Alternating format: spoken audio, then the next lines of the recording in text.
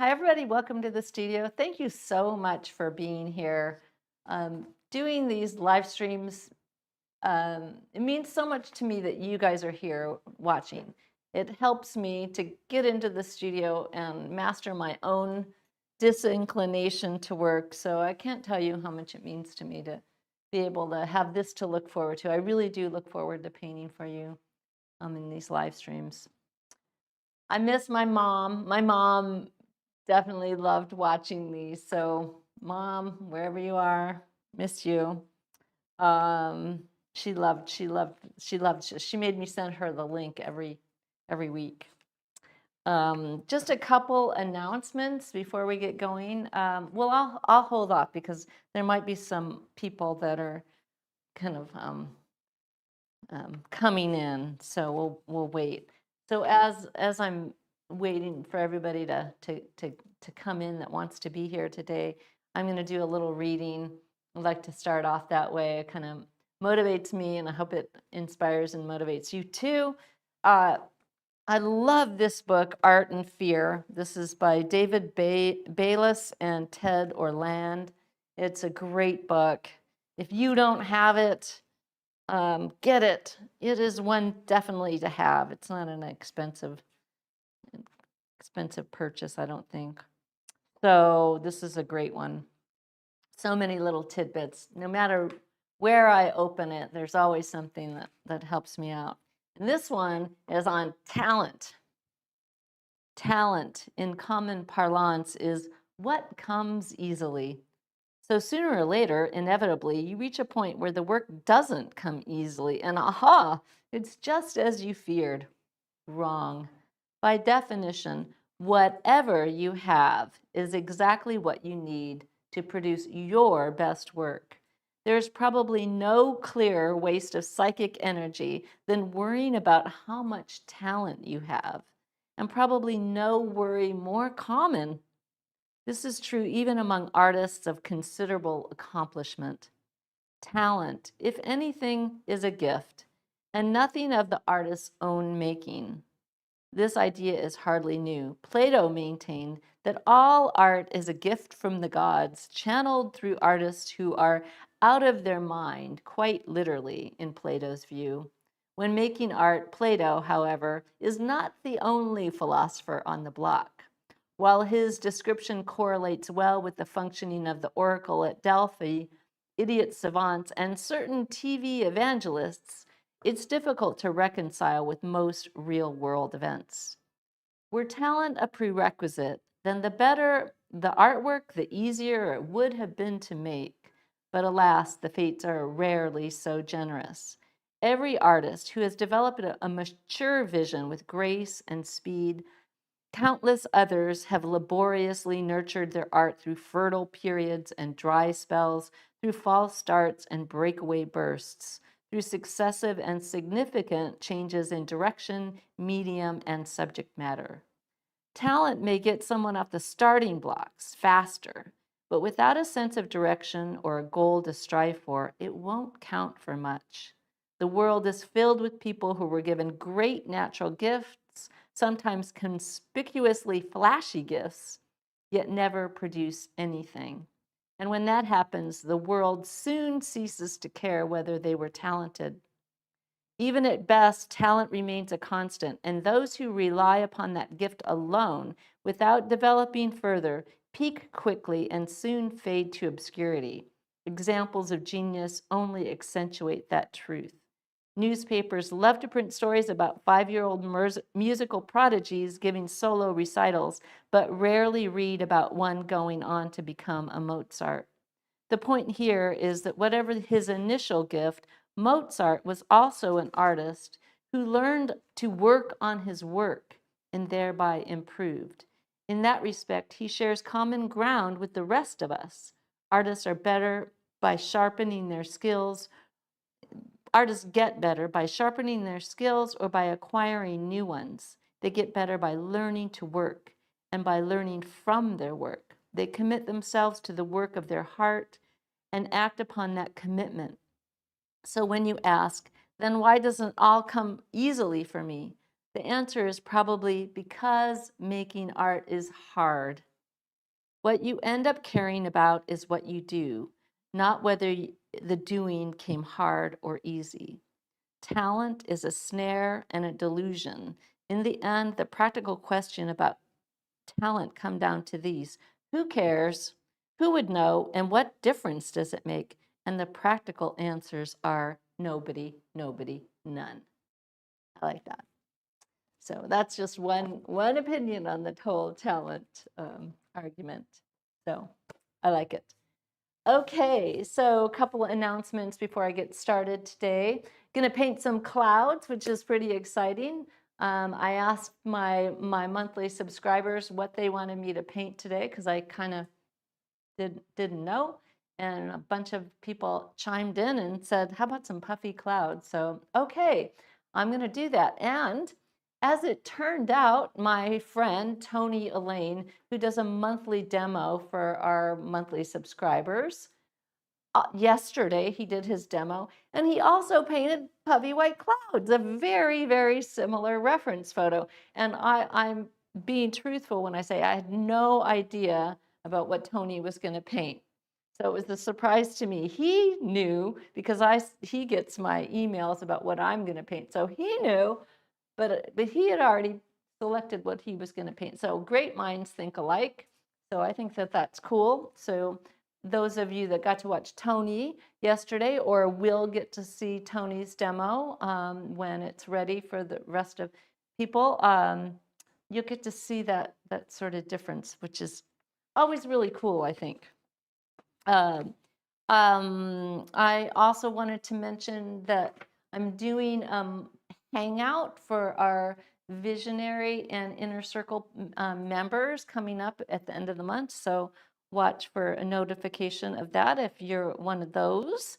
And I'm also wanted to say that I'm reading the responses that I'm getting, and I sent out a pretty lengthy questionnaire to those folks, and I'm getting them. I must say that thank you so much for spending the time.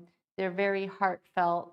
Some of them are really gut-wrenching, actually. So, thank you so much for taking the time. And I'm getting through them, and it's going to help me work with you guys much, much more. So, all right. So that brings us to painting today. I am going to be working today on Canson Velvet. That's this newish paper by Canson. My tint is Velvet. Today, I actually I have one of the warm tones up there, but I'm going to switch it out because obviously we're going to paint some bright blue sky. So I think this yummy blue will be just beautiful. So I'm going to switch that out. I forgot to do that. I was thinking about working on something else that I didn't get around to yesterday. So I had this other piece of paper up there, but maybe we'll play with that. I'm hoping that that today goes pretty quickly, and that we maybe get to more than one piece, which would be fun. Tony did yesterday in an hour. He's really, really fast though. He's so speedy. I'm pretty speedy, but not quite as speedy as Tony. I did want to, before I get started painting, I wanted to talk about those white puffy clouds. Okay, first of all, my reference photo. Let's go to the Procreate. So if I color pick in the sort of the center part of this cloud, you can see it's not white. It's also it's kind of gray, right? And if I go down here to the darkest part of that, it's a gray blue. It's not gray. It's not dark gray. And I come up in here to the lighter part of the clouds like this. Then let's look at the blue. Oop. And it's pretty bright blue. Down here more toward the horizon, the blue is much lighter. So we know that there's this gradation in the sky, and the clouds have a nice underside that's kind of dark. Now, all that being said, done some playing with um, Procreate. I want to really, why don't you go to me, Bryce? I want to really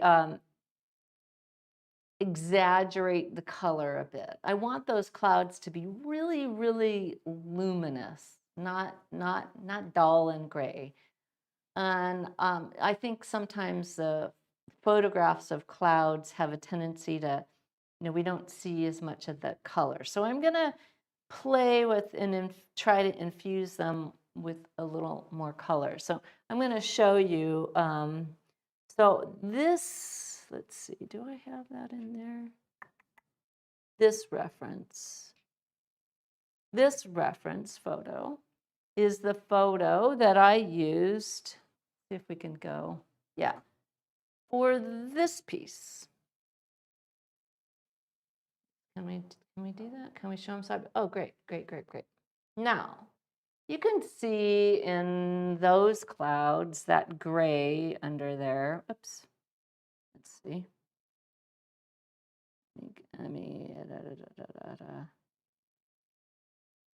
That gray. Oopsie.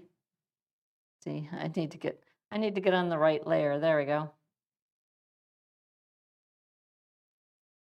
It's pretty gray. And mine is, I've got some of that gray in there. If you look right here, it's kind of brownish gray, warmish gray. And then I've got the edge of these clouds, this sort of glowing part, kind of turquoisey, light turquoisey, somewhere in here.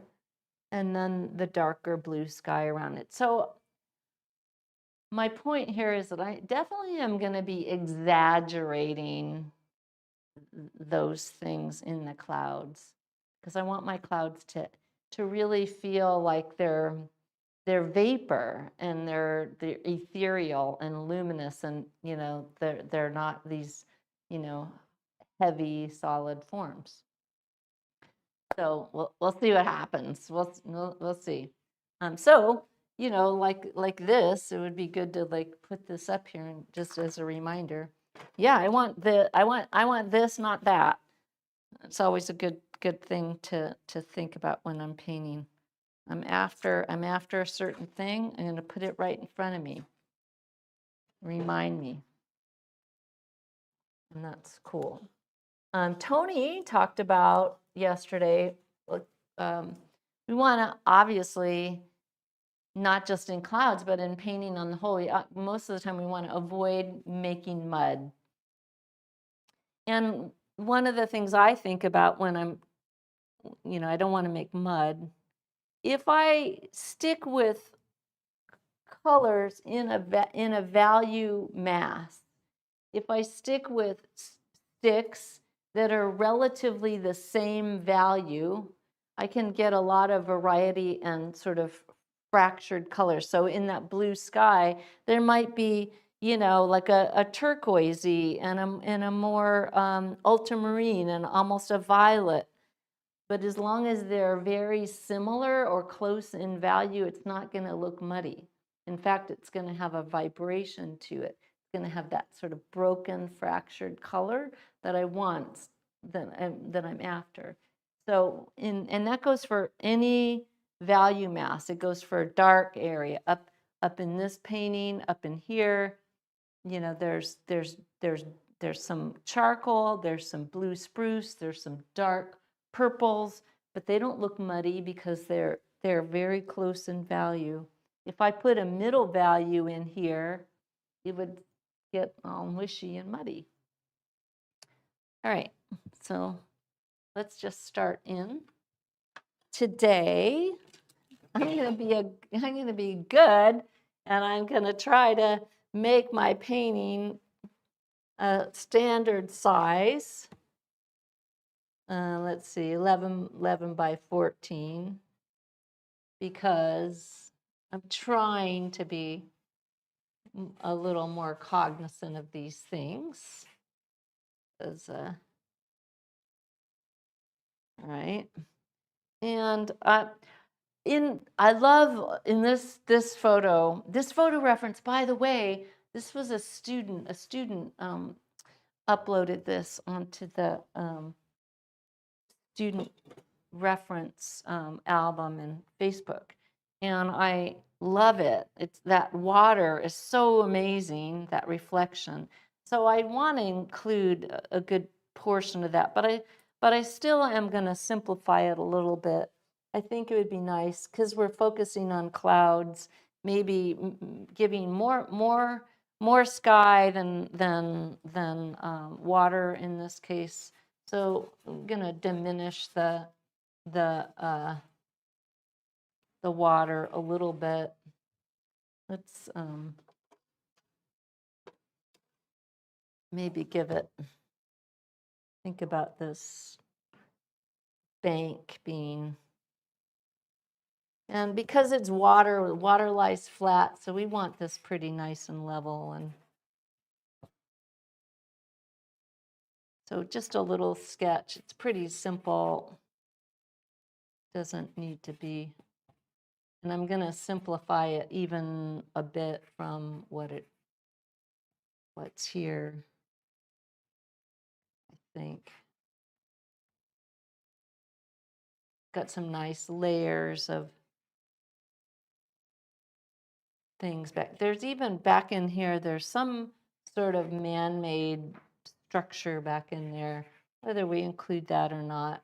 Yesterday, Tony had a little red building. You could do that too, but I don't know. And then some mountain shapes back in here. Pretty simple. And then these grasses. Little bank idea. Clouds.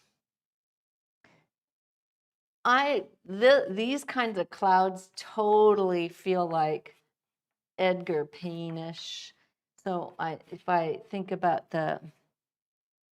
these as kind of just some shapes in here, I want to really get a nice movement idea. And they're really floating around. And this one maybe comes in a little bit more like this. This one coming in here. Some kind of idea like that. That's all I need for that. That's okay. In this scenario, I can kind of go in two ways. I can go. Do I put the sky in or do I put the clouds in? One thing I'm not gonna do, definitely not gonna do. Now here goes back to my idea of making mud. I'm not gonna put this dark blue sky all the way across and try to get white puffy clouds over the top. Because if I do that, I'm definitely gonna make mud. So I definitely don't want to do that. So that's why I'm sort of planning for where the clouds are going to be. If I can put the clouds in first and then the sky around it, or I can put the sky in first and then the clouds in there too. But I'm not going to go sky and then put the clouds on top.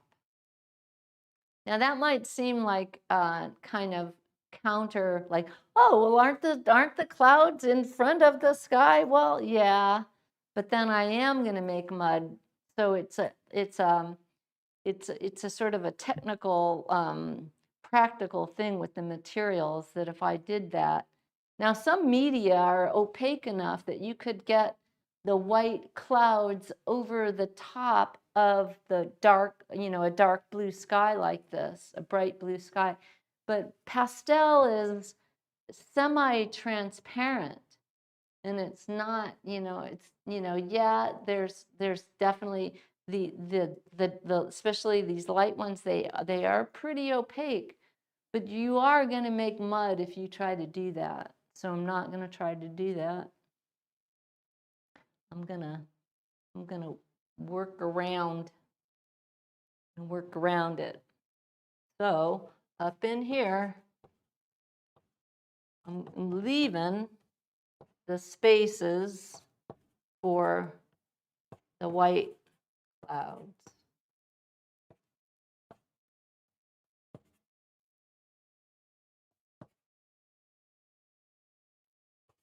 And I'm just using this really, I'm just swiping this and just I'm letting a little bits of the paper show through too, because I intentionally chose that paper so it'll kind of work for me. Wiping now I'm putting a little bit of blue where the clouds are going to go, but notice I just swiped. It's just a little bit, and that's so that I don't want a really hard edge where the clouds are going. Okay, now I might want an even darker blue up there.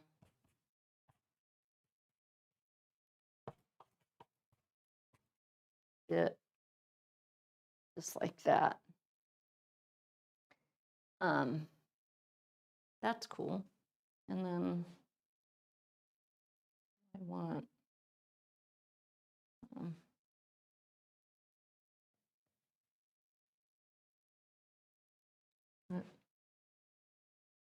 messing up here.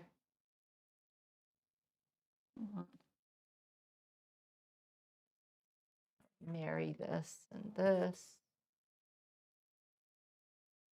And those different blues can go live in there. Kind of get a little gradation.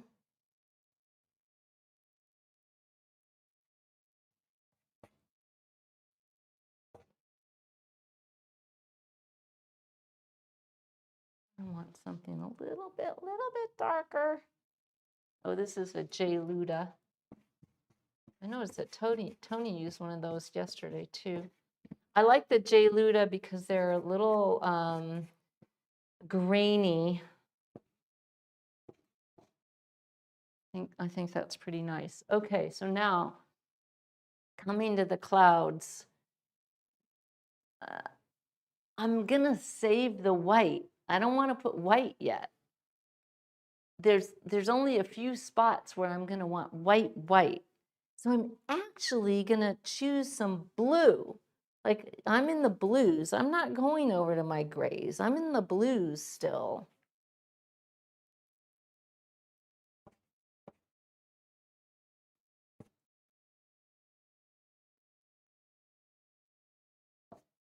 This is the underside. This. Let's see, yeah. This is the dark underside of this guy. I want some even bluer, actually.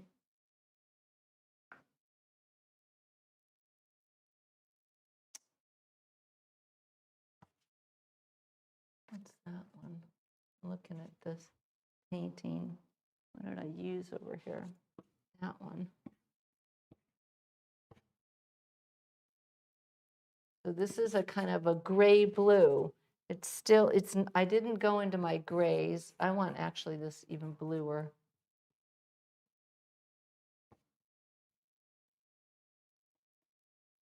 And then down here, I'm going to come in. This is a blue spruce in the dark underneath side. So a little bit of that. Okay, so now I'm going to come back. That, right. Now this is the little wispy edges of some of my clouds.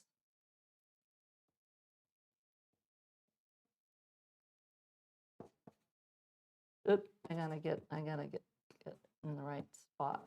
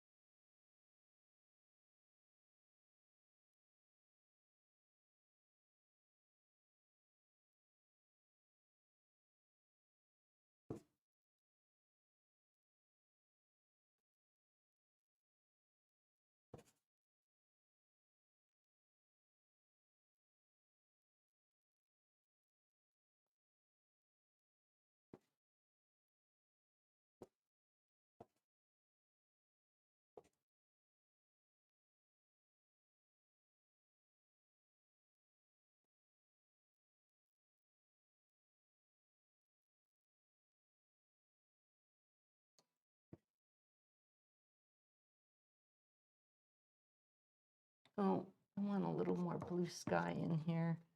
This is bluer. I want this shape in there. Okay.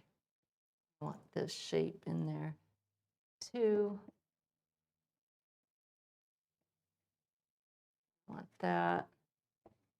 I want that.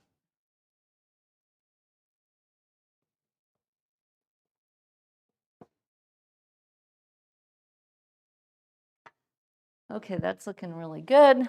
Now, I could right now I could put the white in for the clouds. Should I do that? I think I'll go ahead and do that, and then I'll build the rest of the painting so you can see what I'm thinking here. I'm gonna do. Normally speaking, I would wait. I would go, oh, I'm gonna wait to put that white in because I know it's gonna look good and it's gonna work. And let's see. I need some white.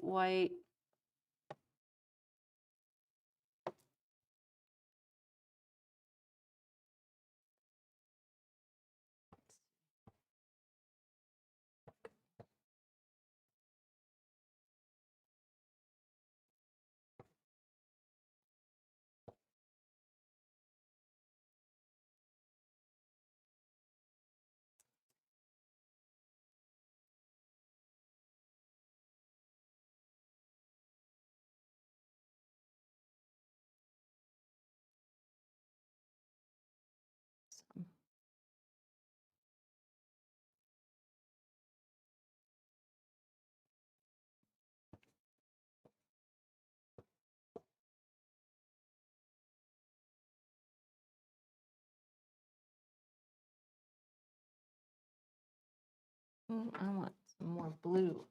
So now this is the fun part. So I'm adding some blue back into the main part of the clouds, and it's the same blue that I used in the sky.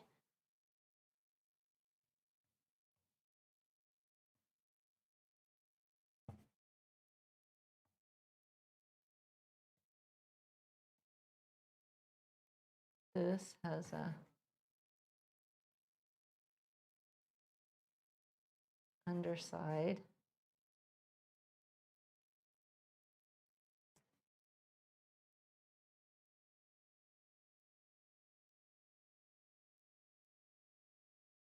That.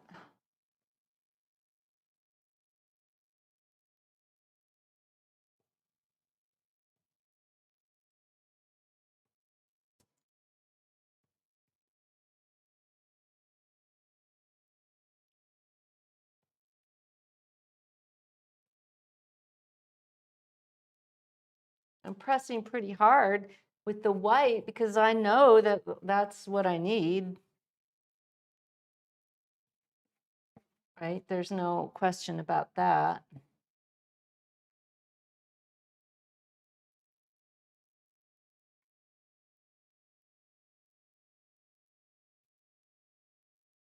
I actually need to lighten this up a bit. It's too dark. So I'm going to come in with the blue.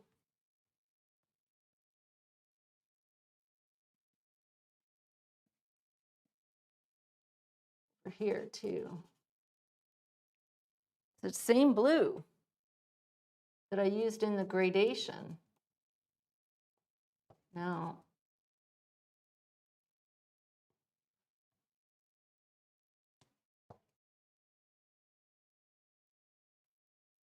and do this. I'm kind of cleaning up around the clouds.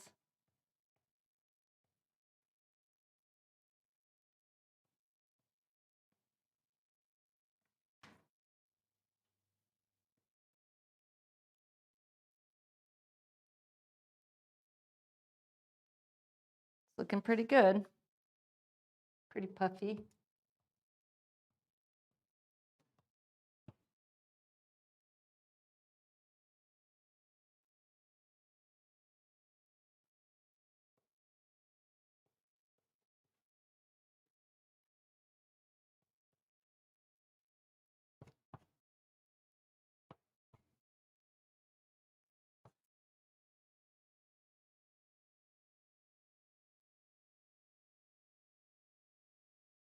And really thinking about them. This is another blue. It's a kind of a violet, even lighter. Mixing that in. Oh, I like that.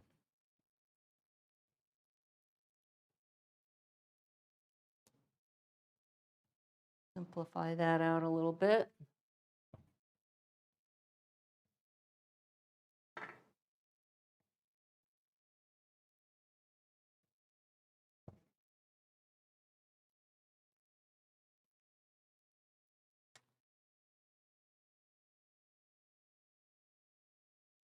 That's maybe a little. And so now it's just a matter of kind of getting these shapes the way I want them, cleaning things up. But basically, that's kind of pretty good. Kind of doing what I want it to do in terms of the bright, floaty edge. I like the edges. I like how they feels luminous and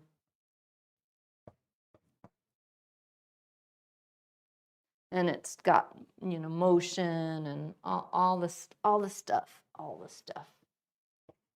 Want. All right, now. All right, moving on. Let's keep moving to in the distance.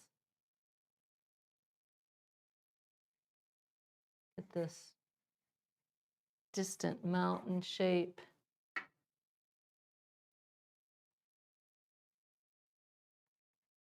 Pretty, kind of a dark blue. I also want it to have a luminosity to it.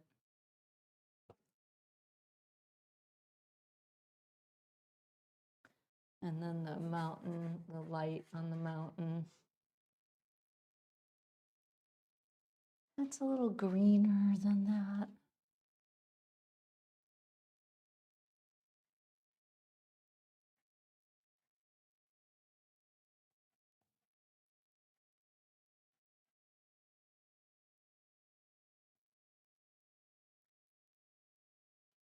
Maybe something more like that.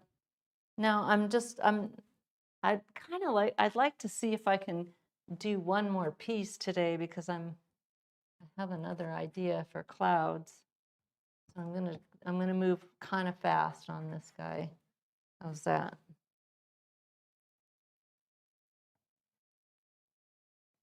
I'm gonna move at my usual speed that I would be moving at if I was painting by myself. How's that? Because I go a little bit faster than I do when I'm painting for you guys generally. When I'm by myself. Go a little bit faster. I have my music going on and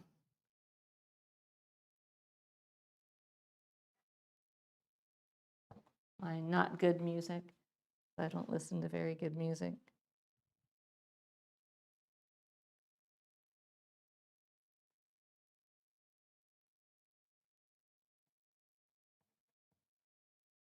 I should have better taste in music, shouldn't I?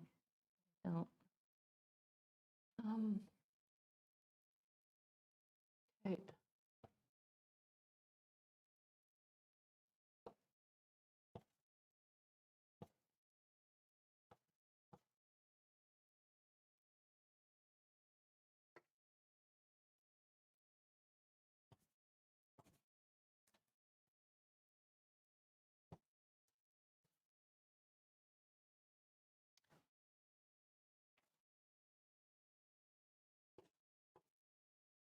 Just playing.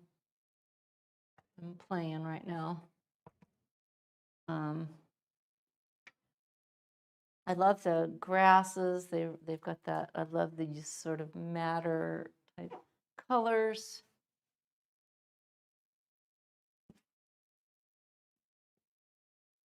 So we'll just infuse that bank with a bit of that.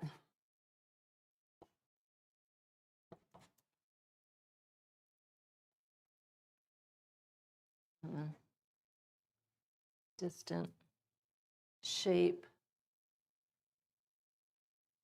Bit of that. A little bit of this, a little bit of that.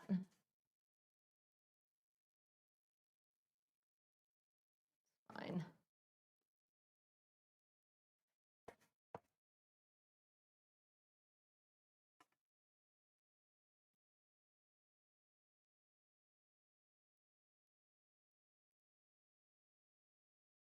Dark edge of the bank.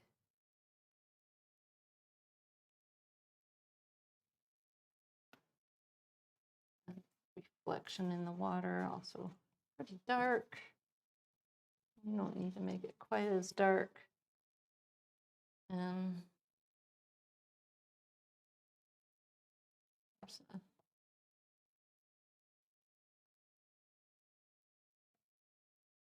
There's a tiny little spit back here of light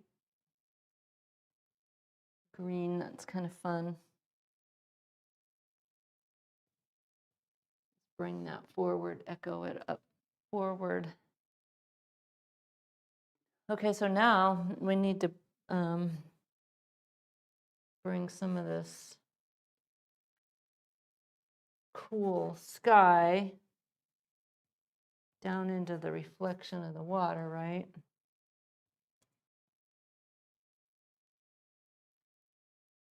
A little bit of this going on. I want to bring a little more green. I don't know. Could.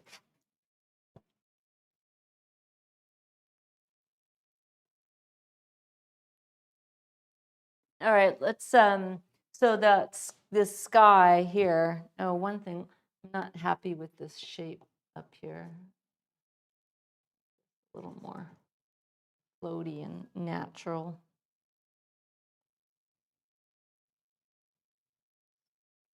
Like that. I like that. And I want to come along here and pick out some shapes along here on the underside of this guy, just before I get into the water. And this kind of comes, I like how this comes. You don't have to, I'm not trying to make it exactly like the photo, but there are things about the photo that I like. So, you know, if that's the case, then, you know, use the photo. All right, so let's just go ahead and get some things going. I don't need to belabor it or think about it too much. I think that I think too much when I'm painting. I think that we think too much. That's what I think.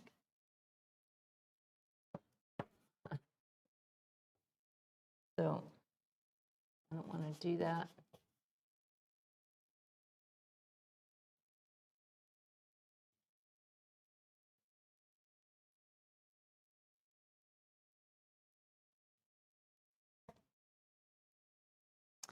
And I'm actually going to use even darker, more intense blue in the water because it is.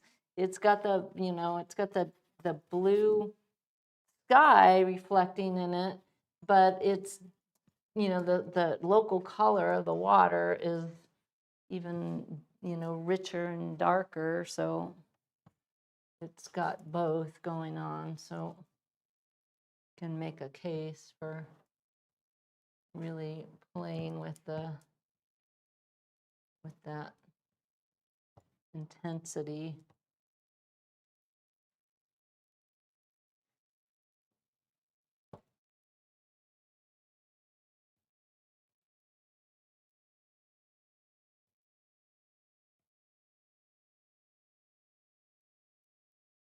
No, I'm in a certain way just kind of playing and winging it. In another way, I'm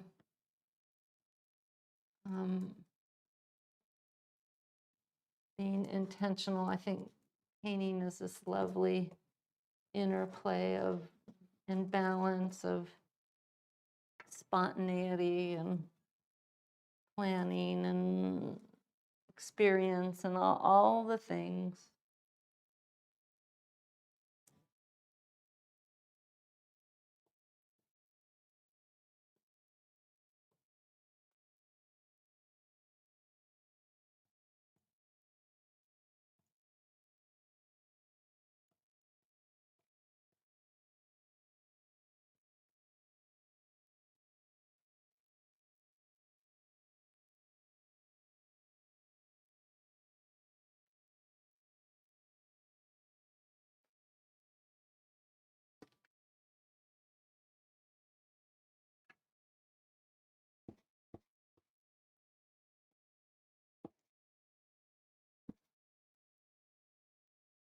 Right, and then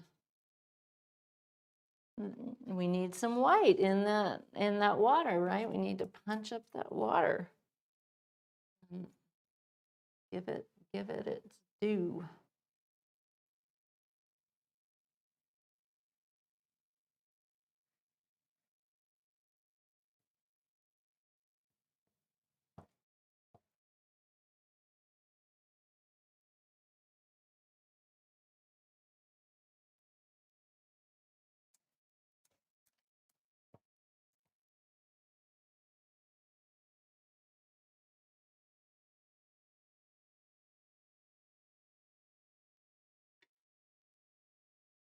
With it. Let's get that motion in it. Pretty close.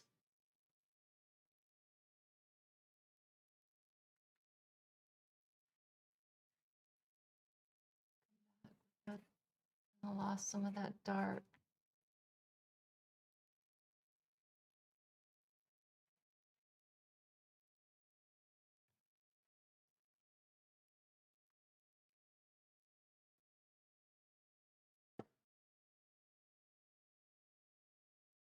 Right?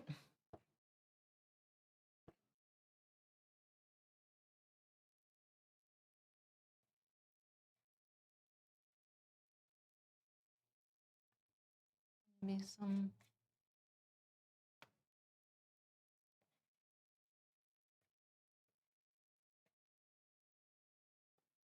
What do you guys think? I think it's pretty close.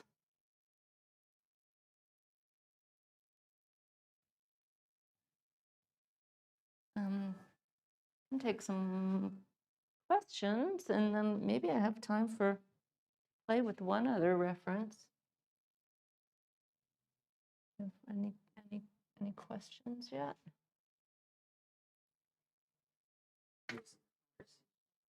Have you heard of I have heard of them, and I don't have any yet, but I want to get some. Tony had some yesterday, I think. So yeah, don't have any yet.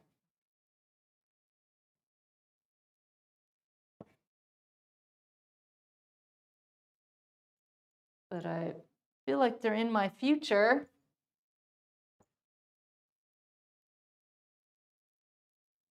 I think could even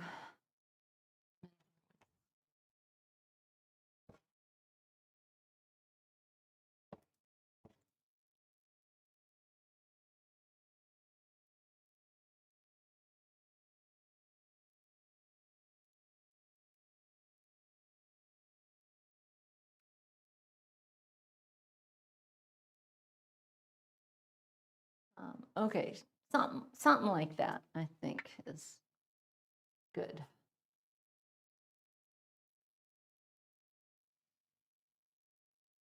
Oh,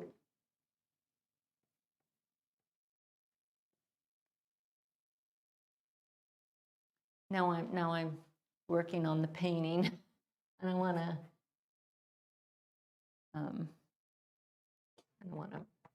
do one other little study for you guys. And no ETA on the Blue Earth set yet, right? No, you guys have to wait. It's going to be a bit. It's going to be a minute, so yeah, it's not. I'm just beginning to work on it. And I am. It's not going to be forever, but it's not going to be tomorrow either, so.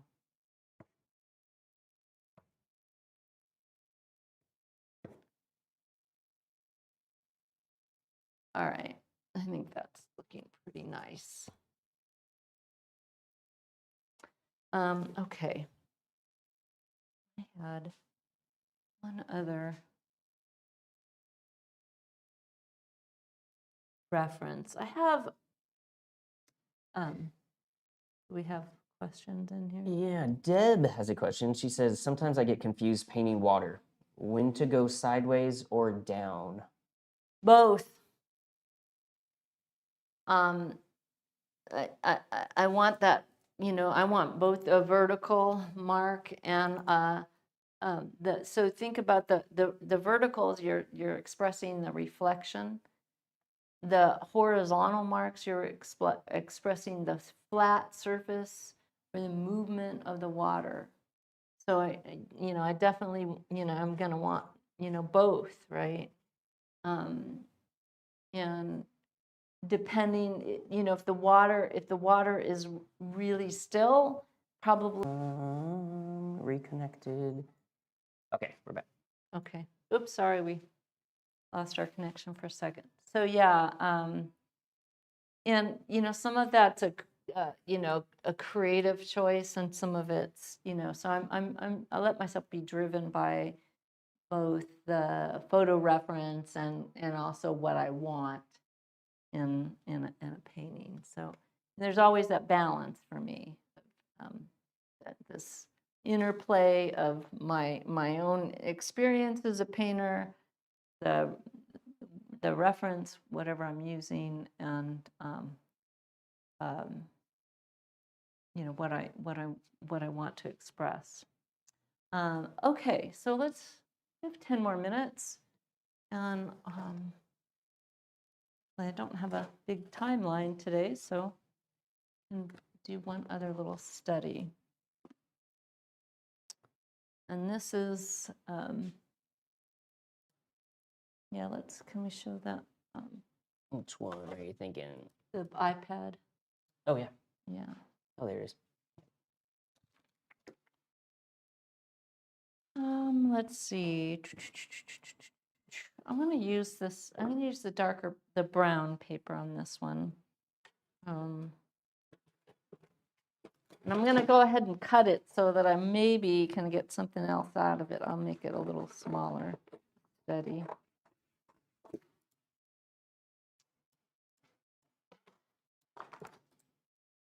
I wouldn't have to cut it, but I do that just for my own emotional safety of being a little frugal.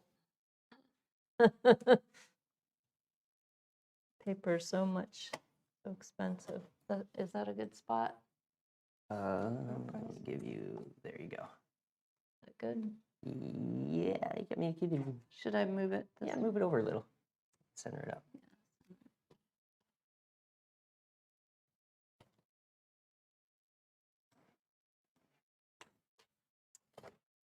So you're going vertical.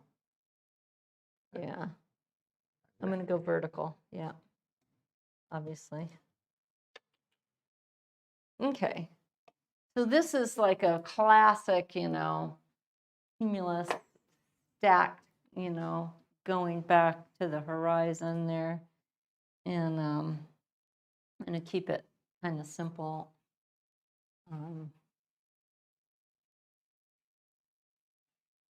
And low horizon.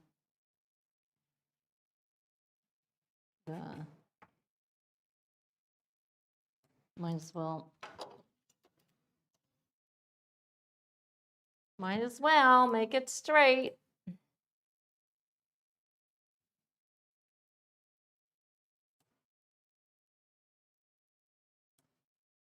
Okay, so now in this scenario, I'm just going to pick out, the main shapes. What do I want? And in this case, mostly cloud down here, and then some kind of idea up here, and then up here. This one's kind of forward and a little floating, and then there's some layers back in here. Whether I am able to get that or not, I don't know. And then there's a little landmass back there that I'm going to, right off the bat, that's the thing that I want to say right there. Surprisingly. And that I'm going to get the value in for these trees. And these guys aren't so super dark. I can get a little bit of something in the tops of this tree mass, maybe here too. And I'm just, setting everything up for myself value-wise. Then here is the sky, little bits in here. And then let's come up in this gradation of the sky, because it's gradating up. Maybe a little bit darker in there, so I don't have anything, so I'm going to just layer that just like that. Then I'm going to come up from that. I want that gradation. And I'm going to come up, get my gradation. Notice I've left space for the clouds. If I don't do that, I want this nice, bright, dark, rich sky. I only can, even darker up there. That sky is so dark. It's like when you look up at the zenith, it's so cool, right? When it's that dark blue. I want to say that. Maybe even darker than there. Holy moly, I want that really dark blue. Okay, and then those clouds, I also want the clouds to these right here to be really luminous. This edge is like crazy luminous.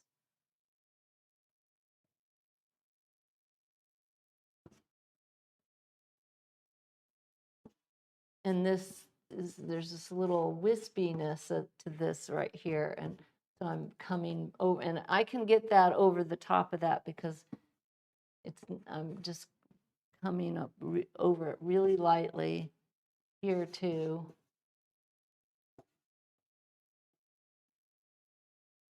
And then this little spot.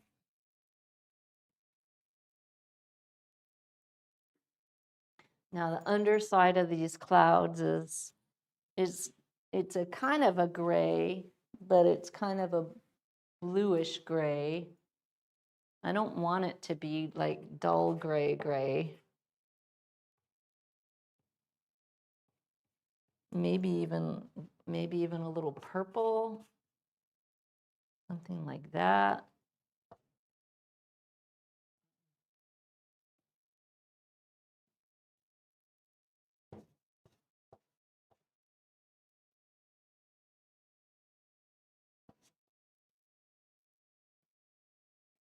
And then this stacking.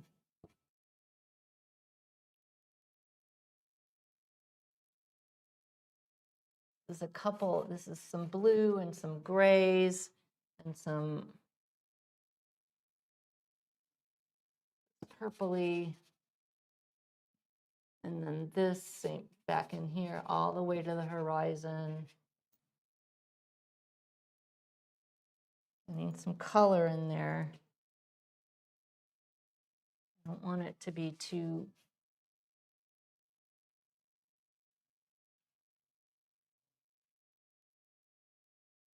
boring.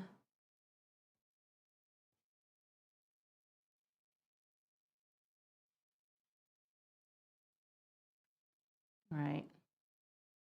So now, see what time it is. Okay. Now I'm going to come in and I'm going to get the real bright cumulus ones.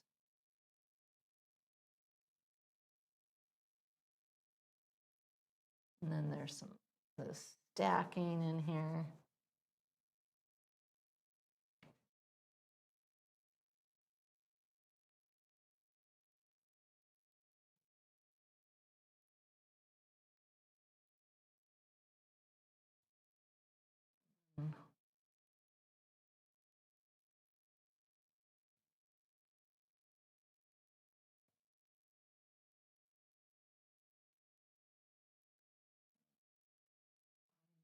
These kind of lost track there. What I wanted to do here now.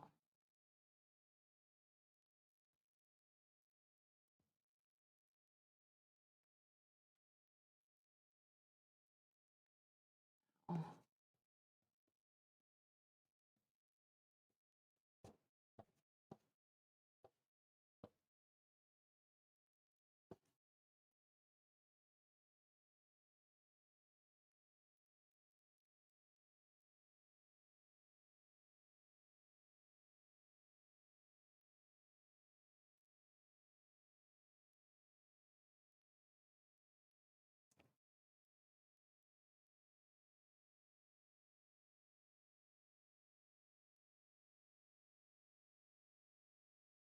Here's that bright blue in between.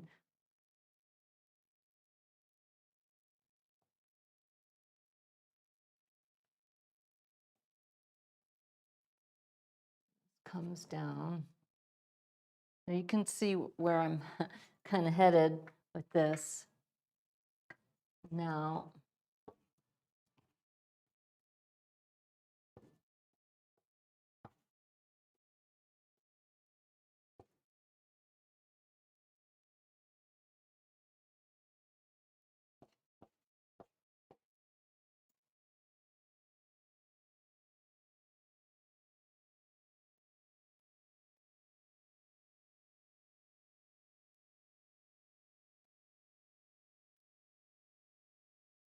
getting there.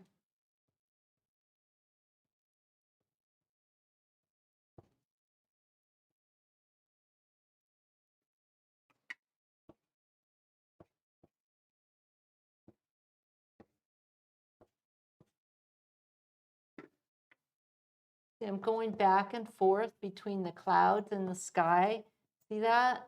I'm not, and I need to do that in order to get, otherwise it's just going to be pasted on clouds. And I don't want that. I want it to have that luminosity to it.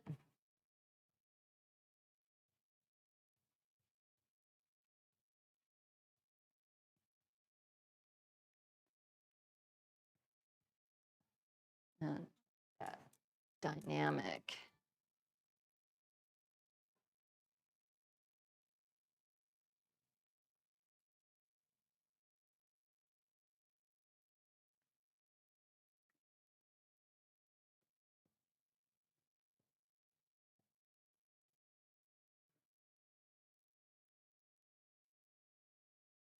Now, I can see that I want a little bit brighter on this tree shape. And, oops, need to clean up my act here.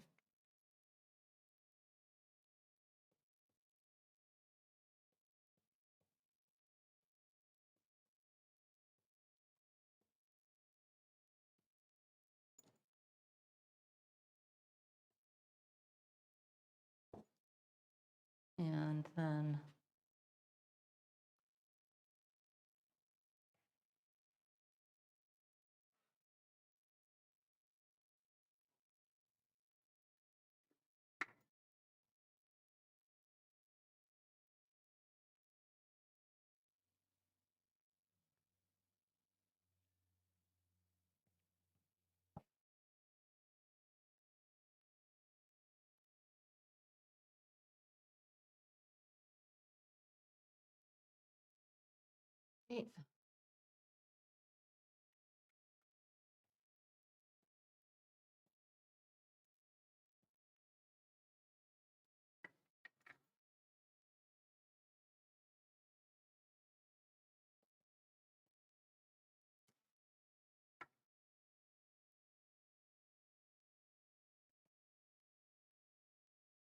then clean up the cloud shapes now.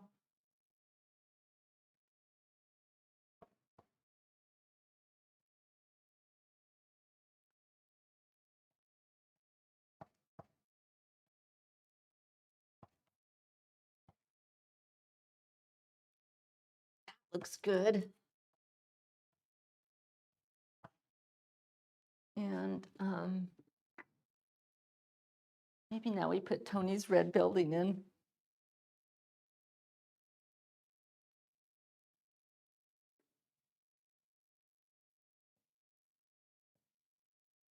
And that's very Tony Elaine.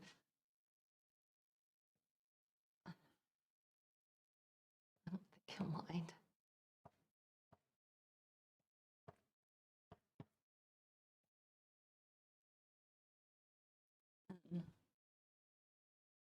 What do you guys think? Oh, it's only a couple minutes after.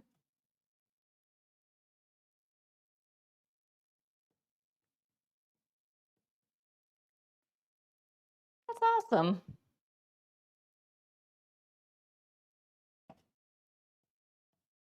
A bit more gray.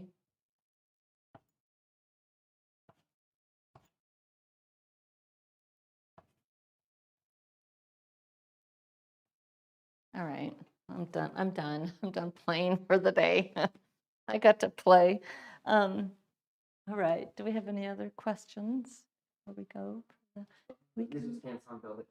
Yes, both are Canson velvet, and you can see in Canson this piece in particular, the making those kind of faceted marks. It really grabs onto the marks in a really kind of cool and particular way that I find lends itself to like very dynamic mark making and just getting it in there, putting it down and letting it be rather than being tempted to start moving it around too much. Moving around too much can also create a little bit more of a muddy situation than we generally want to. So it keeps me from wanting to play with it too much. So say it like you mean it. Okay. Oh, we didn't play the commercial. Or it's not really a commercial. It's just a little production of. Hi, I'm Marla Bagetta. I invite you to join me and my students as we proudly enter the 7th year of monthly pastel painting lessons online. I'm thrilled to share this new chapter with you because I believe it'll be our most transformative yet. Building on the foundation of fundamental principles from year 6, this year we dive deep into specific focus areas that will master your decision-making process, unleash your creative freedom, and help you develop your distinctive personal voice as an artist. So what's new in year 7? Prepare yourself for a profound exploration through 12 deep dive topics designed to transform your artistic practice. From understanding when to stop and avoiding overworking, learning to trust your instincts and embrace imperfection, to mastering the power of shadows and their role in creating mood and structure, we'll unlock the secrets of dynamic symmetry, embrace the eloquence of minimalism, and discover how to personalize your work by painting what truly enchants you. We'll also venture into the rhythmic world of intervals and spacing, explore still life surfaces, learn to move past your reference with confidence, and master organic textures. We'll discover how to create narratives in spaces meant for humans and conclude with the study of water reflections. Within each session, you'll find multiple videos, step-by-step demonstrations, and comprehensive study guides. I'll also add monthly wrap-up lessons to deepen your understanding and mastery of the subject matter. My good friend Tony Elaine continues his monthly lesson feature, focusing on the importance of sketching, a foundation we'll continue to emphasize as essential to confident pastel work. His demonstrations show how drawing skills translate directly to more expressive painting. I'm delighted to announce the continuation of Art Speak, where candid conversations with modern masters place you at the heart of an artistic community. This year features exciting new guest artists bringing fresh perspectives and inspiring insights. We'll also continue with Inside the Artist Studio with tons of new videos coming this year. You'll see my personal process, behind the scenes insight, and candid reflections on both successes and struggles. To empower you as a painter, I'm pleased to continue the Enhanced Mastery Mindset. This feature helps you to delve deeper into each month's topic with thoughtful reflections that encourage you to think about your relationship with the creative process itself.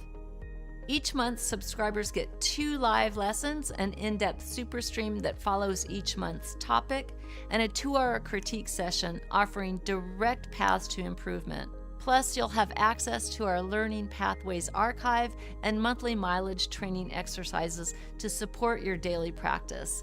Our extensive library now boasts hundreds of hours of video lessons designed to inspire, educate, and help you grow as an artist. And for those who wish to dive deeper into specific topics, I offer individual online workshops with exclusive discounts for members.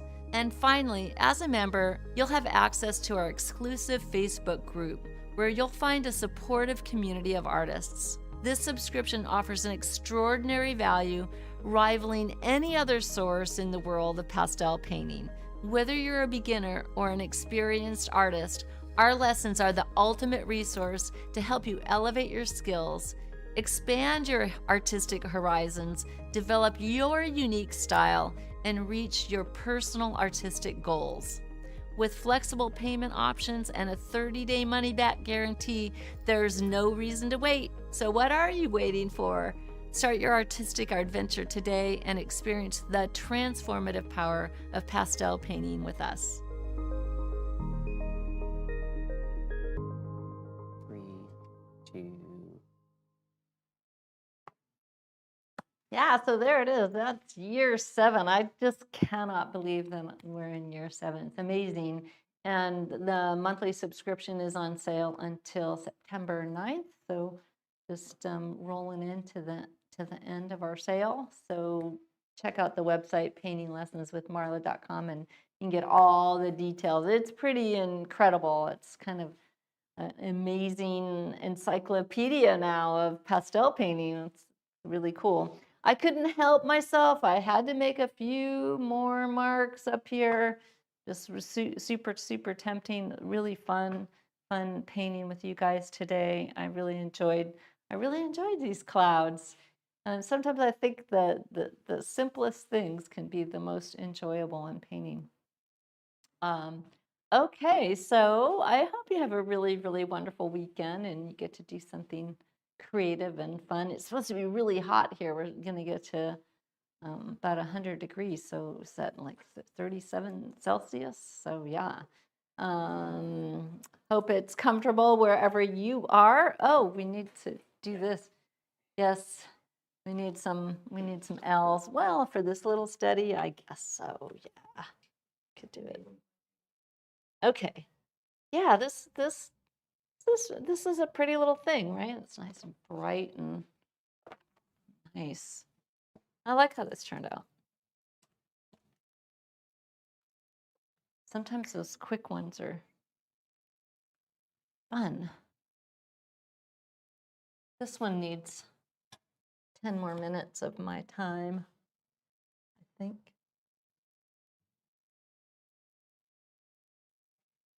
I think it actually needs to be brightened up a little bit, just a little.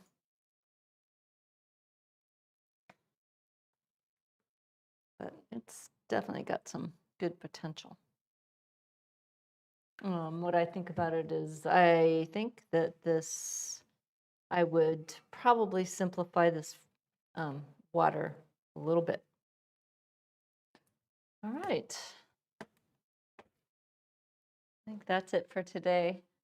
Again, I really hope you enjoyed it. Thanks for being here with me today and helping me to get to the easel. I super appreciate it, and appreciate it if you head to the website and check out what we have there. It really helps us out to have people like you guys, subscribers, and other people that there's standalone workshops as well over there. So check everything out that we're doing. All right. See you guys soon.